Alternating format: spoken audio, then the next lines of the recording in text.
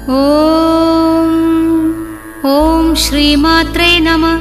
ॐ श्रीमहाराज्ञै नमः। ॐ श्रीमत्सिंहासनेश्वर्यै नमः। ॐ चिदग्निकुण्डसम्भूतायै नमः। ॐ देवकार्यसमुद्यतायै नमः। ॐ उद्यद्भानुसहस्राभायै नमः।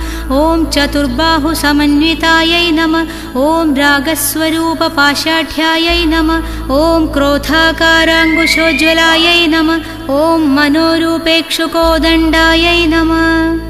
ॐ पञ्चतन्मात्रसायकायै नमः।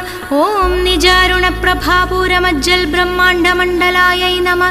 ॐ चम्बकाशोकपुन्नागसौगन्धिकलसल्कजायै नमः। ॐ कुरुविन्दमणिश्रेणीकनल्कोडीरमण्डितायै नमः। ॐ अष्टमीचन्द्रविभ्राजदलिगस्थलशोभितायै नमः। ॐ मुखचन्द्रकळङ्गाभमृग